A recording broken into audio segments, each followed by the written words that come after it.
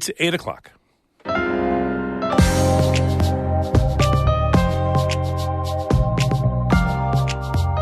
Good morning. This is Northern Light for Friday, April 21st. I'm Monica Sandreski. And I'm Todd Moe. New York Senator Kirsten Gillibrand is among a group of federal lawmakers aiming to bolster food stamps now that pandemic-era expansions have ended. Emergency allotments of the SNAP program just expired. So now the average SNAP recipient will get just about $2.03 a meal. That's less than the average cup of coffee. Also on the show, state lawmakers are considering how to fill the next position on New York's highest court, the Court of Appeals. Tomorrow is Earth Day. The Ausable River Association is hosting a community cleanup to help restore the river. In the long run, yes, it is more time-consuming, but it is less expensive. That's our bet. We'll hear from the group's director, Kelly Tucker, and we'll learn about other Earth Day events around the region, too. And John Warren checks the trail conditions in the Adirondacks for us this weekend. All of that and more is coming up on Northern Light. Stick with us.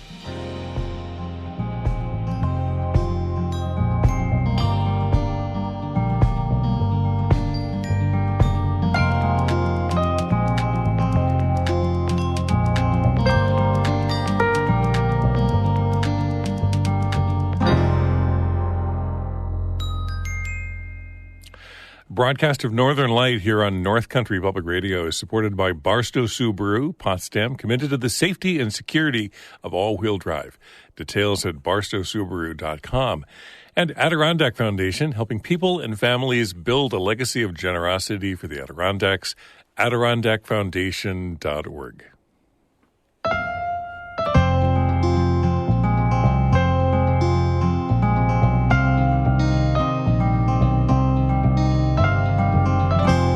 This is Northern Light. I'm Monica Sandreski. And I'm Todd Moe. New York Senator Kirsten Gillibrand is proposing changes to the federal SNAP program, formerly known as food stamps, which provides financial help for low-income people to buy food. As Lucy Grindon reports, the bill would increase the minimum SNAP benefit and make more people eligible. Senator Gillibrand and other Democrats held a press conference in Washington this week to talk about a new bill she's introducing. It's called the Closing the Meal Gap Act. Gillibrand pointed out that the extra money that was added to people's SNAP benefits in the pandemic went away last month. Emergency allotments of the SNAP program just expired.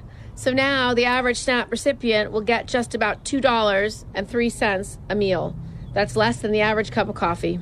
The bill proposes to raise the minimum SNAP benefit to a higher amount. It would also get rid of some current SNAP eligibility barriers, like the time limit on how long people can receive SNAP benefits while they're unemployed. We should be expanding SNAP, not restricting it. The Democrats' push to expand SNAP comes as House Republicans are pushing to tighten SNAP eligibility as part of the debt ceiling negotiations. Republican House Speaker Kevin McCarthy has proposed raising the age limit for work requirements for SNAP recipients from 49 to 55, according to Politico. McCarthy said in a speech this week that restoring work requirements would ensure that adults earn paychecks and learn new skills. Senate Democrats have actually introduced 6 bills to expand SNAP access. One would add Puerto Rico to the SNAP program, and another one would make more military service members eligible for SNAP. Kathy Roth Duquette is the CEO of Blue Star Families, an organization founded by military spouses.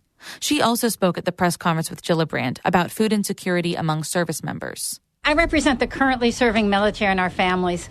25% of enlisted are food insecure in America, currently serving military. Most service members are not eligible for SNAP because their housing allowances get counted as part of their income. The Military Family Nutrition Access Act, which Gillibrand also supports, would exclude military housing allowances from SNAP eligibility calculations. Lucy Grindon, North Country Public Radio. Now that the state Senate has confirmed Rowan Wilson as New York's first black chief judge, next comes the matter of his successor on the Court of Appeals, the state's highest court. The state Senate Judiciary Committee held a hearing for the second time this week on Governor Kathy Hochul's choice, Caitlin Halligan, but a threat of legal action could stall her confirmation process. Karen DeWitt reports from Albany. Halligan's hearing comes one day after the Judiciary Committee voted to advance Hochul's choice of Rowan Wilson to be the next Chief Judge of New York. Halligan would fill Wilson's current slot on the court as an associate judge. Halligan, a former New York State Solicitor General and attorney in private practice, received a largely positive response from both Democratic and Republican senators. Good morning, Ms. Halligan. Nice to see you in person. Good to see you too, Senator. Thank you. Progressive groups who backed Hochul's nomination of Wilson for Chief Judge have some reservations, though, about Halligan. They say her record is mixed. During her time at a corporate law firm, Halligan successfully defended Chevron against claims by human rights and environmental lawyer Stephen Donziger. She also represented UPS when it was fighting laws that prohibited discrimination against pregnant people, and she represented businesses that were seeking to avoid paying farm workers for exposure to toxic chemicals.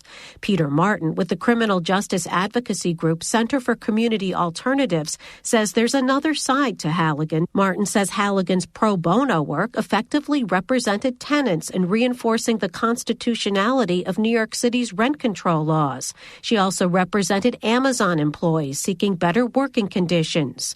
Martin, whose group wants a change in the direction of a high court that's leaned conservative in recent years, says it's difficult, though, to tell from her record whether Halligan would help foster a shift. Our campaign for months now has pointed out that the Court of Appeals has been, through its decisions, doing harm to New Yorkers and to state law.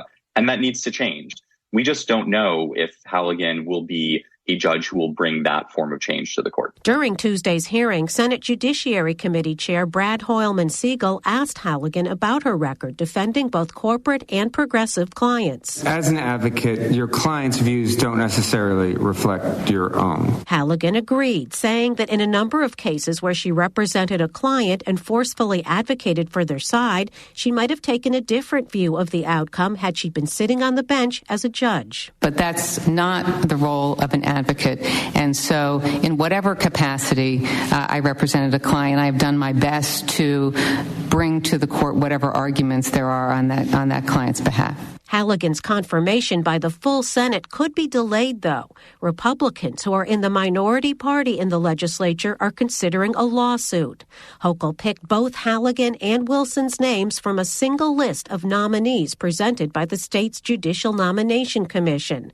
But Senate GOP leader Robert Ortt, along with several government watchdog groups, says the state's constitution requires that only one nominee be chosen from each list. We continue to obviously review that option. One of like any lawsuit, I will tell you, we're reviewing matters of standing, who might have standing to bring a lawsuit. Ortt says the commission needs to come up with a new list of nominees to fill Wilson's seat. The legislature, at Hochul's request, passed a law that allowed the governor to choose both names from the same list. But Ortt contends that change can only be made through a constitutional amendment. Senate Republicans say they still haven't decided when or if to file a lawsuit. In Albany, I'm Karen DeWitt.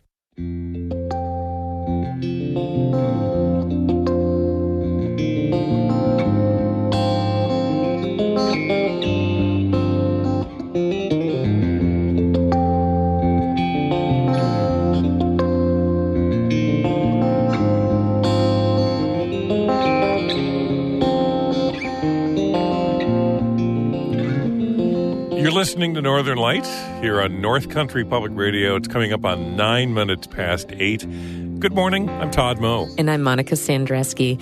Just ahead, John Warren checks the trail conditions in the Adirondacks before we head out this weekend. That and more is coming up in just a few minutes here on Northern Light.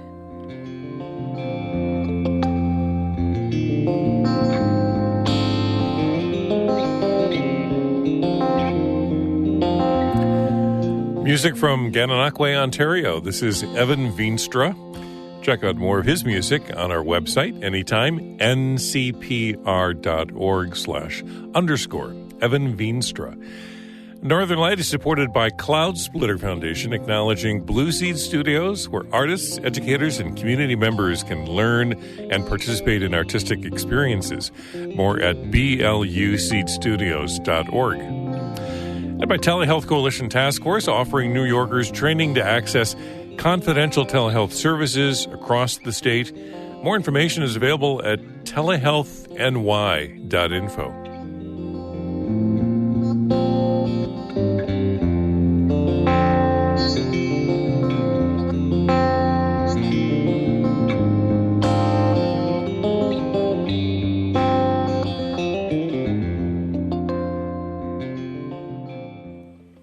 Tomorrow is Earth Day. President Joe Biden is expected to sign an executive order today that makes environmental justice a mission of federal agencies.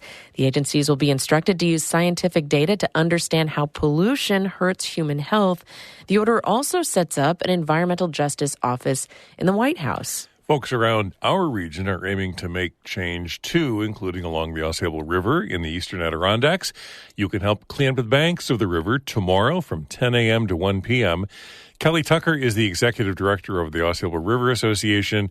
She spoke with Emily Russell about the Earth Day cleanup event and their broader years-long effort to restore the Ausable River. We've been conducting these roadside cleanups probably for more than 20 years at this point, and they are an incredible service. At the end of the winter, as the snow melts, for one reason or another, there's just an amazing amount of trash along the roadside. Anything from paper cups and pieces of paper and cup tops to fenders from cars. It's sometimes amazing. Part of that is simply because trash is getting loose. Part of it is the water moving through those roadside stormwater systems, sometimes move things, pick things up with snow. So we get those out of the way. It certainly makes the area more beautiful, and it certainly keeps a lot of trash from getting out of our streams and the rivers. And people love it. It's something palpable that we can do, that we can see, makes the watershed a greater place for people to visit and enjoy. A lot of your work focuses on river restoration and not just, fixing certain culverts or places that have eroded over the years. Why take a more comprehensive and I imagine more expensive and time-consuming approach to restoring the Ausable? In the long run, yes, it is more time-consuming, but it is less expensive. That's our bet, right? So we started actively thinking about repairing long-standing damage to the river about 13 years ago, before Tropical Storm Irene. And we would do spot repairs. We would find symptoms of damage. We'd try to identify the cause upstream, and we'd repair it. And we can care for that adaptively, and most of that work was very smart. But it became increasingly obvious to us that there were upstream and downstream impacts with every change.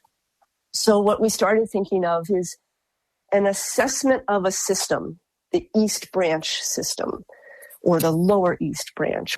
You want to look at it as a whole, and you want to understand, where is it working? Where is it functioning? Where has it healed itself? Where is it not capable of healing itself because we've encroached on it?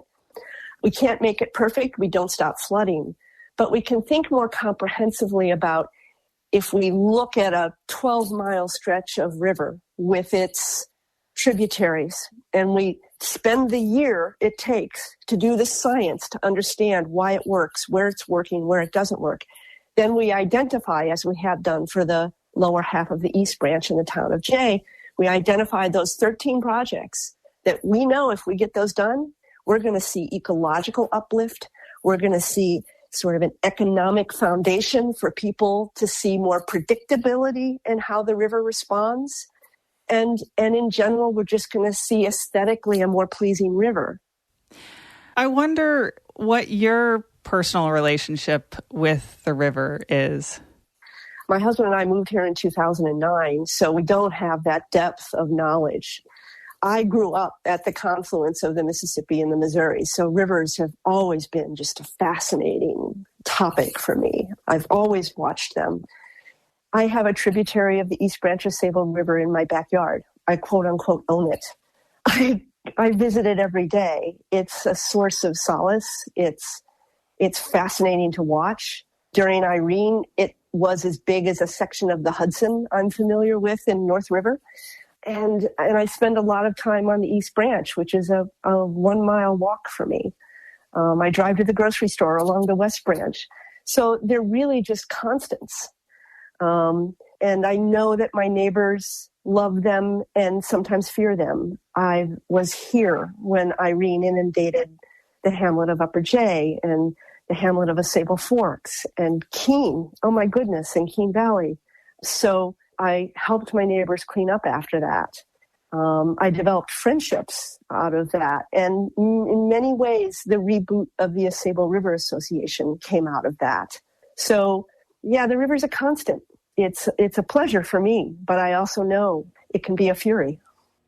That was Kelly Tucker, Executive Director of the Sable River Association, talking with Emily Russell.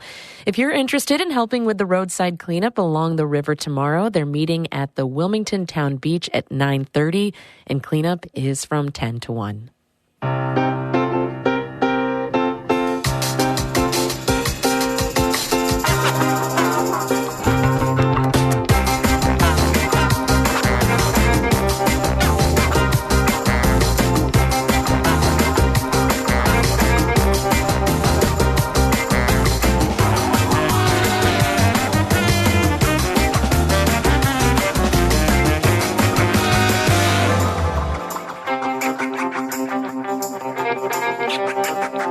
You're listening to Northern Lights here on North Country Public Radio. I'm Todd Moe. And I'm Monica Sandreski.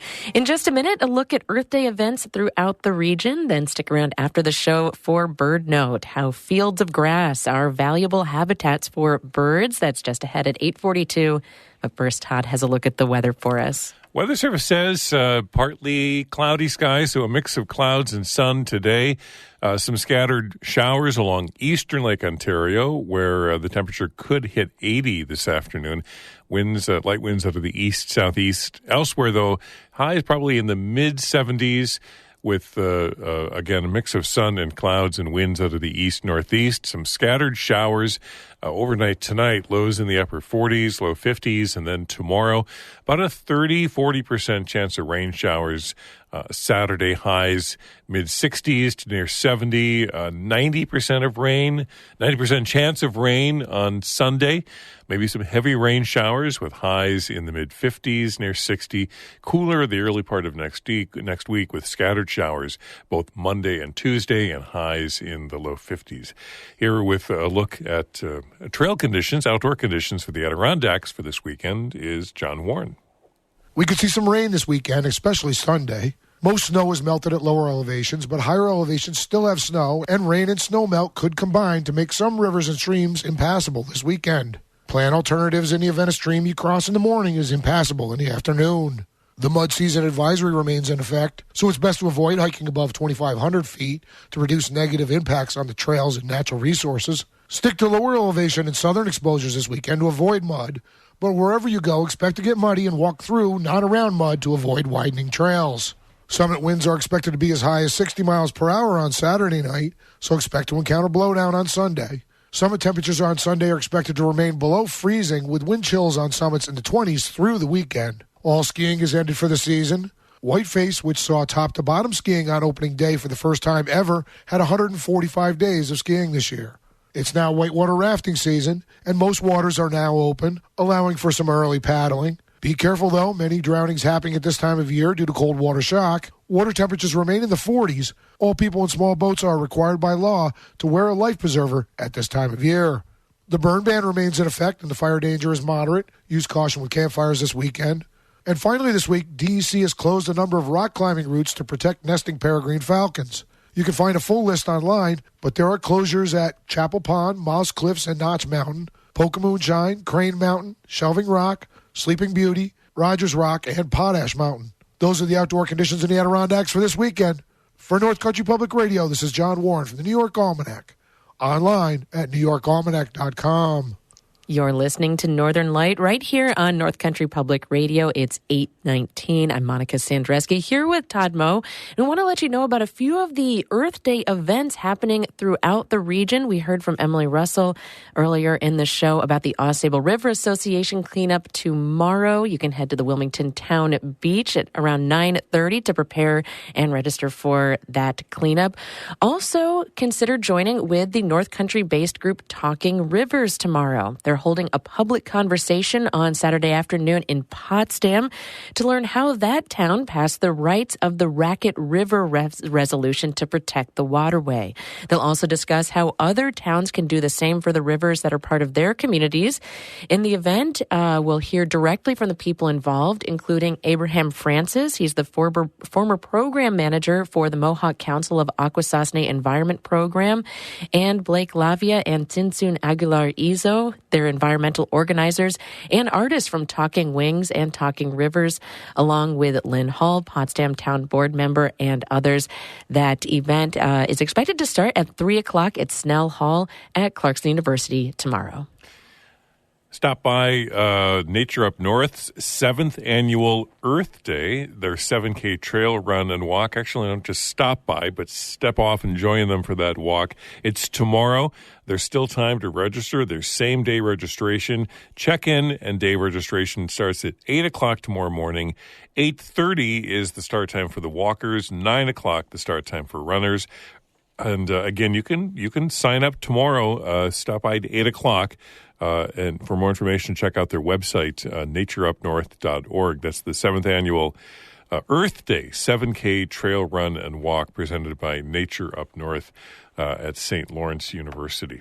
So also, Monica, just want to remind folks that there are going to be, folks in ditches and along roadways cleaning up throughout the weekend. It'll probably be Sunday as well, maybe even today that people will be out there doing things. So if you are on the roads, the old saying, give those folks a break, just kind of be aware that there are people, they may be wearing, the fluorescent vests and so on, and just doing their part to clean up roadways. So keep an eye out for those folks this Earth Day weekend.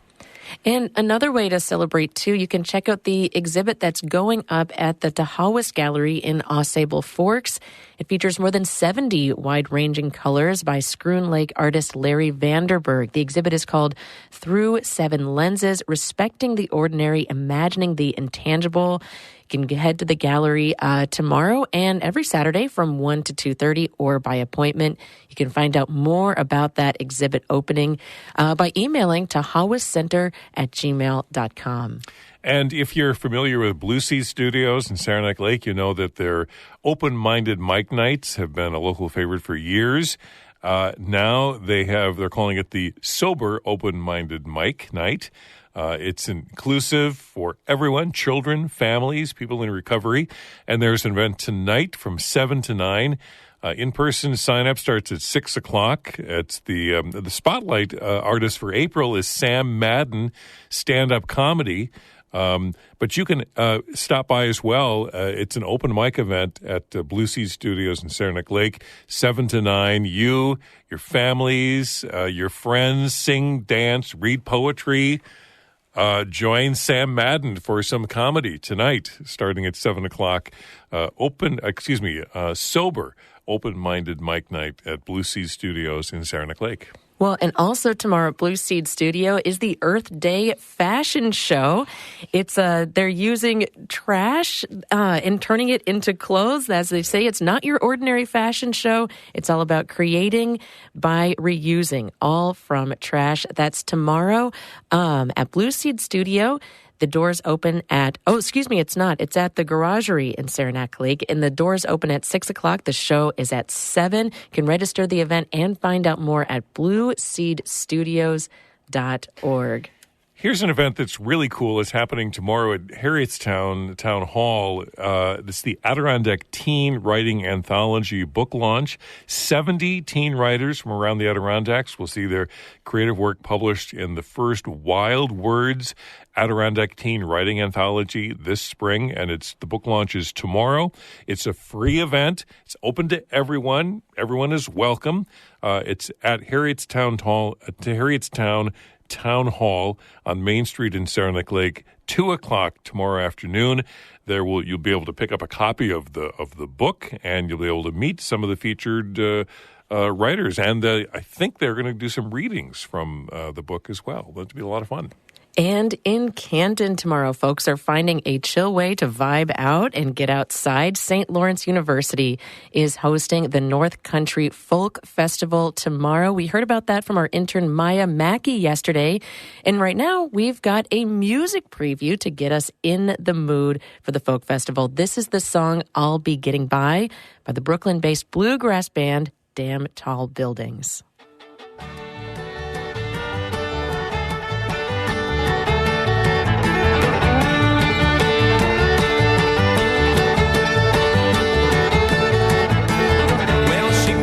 The trees and she's always moving well. The wind blows steady across the northern states. She was born to a rambler. He was always leaving well. She learned from her daddy, but I'll hold her place. Well, I'll be getting by, always wasting my time down in the valley with you on my mind. You on my mind, darling, you on my mind. Down in the valley with you on my mind.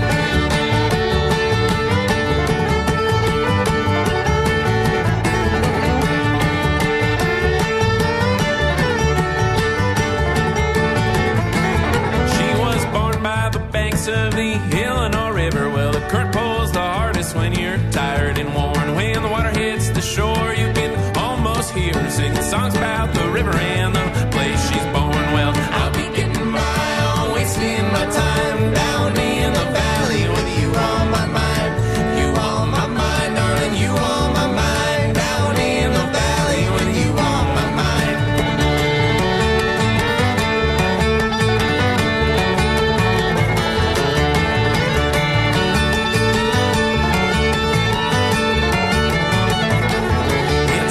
Since I've seen her, but I ain't forgetting. Well, she's long gone, honey, oh, she's wild and free. When the city stops at talking, I'll head down to that valley where the wind down the river put her right next to me. Well, I'll be getting by, always wasting my time down in the valley with you on my mind. You on my mind, darling, you on my mind. Down in the valley with you on my mind.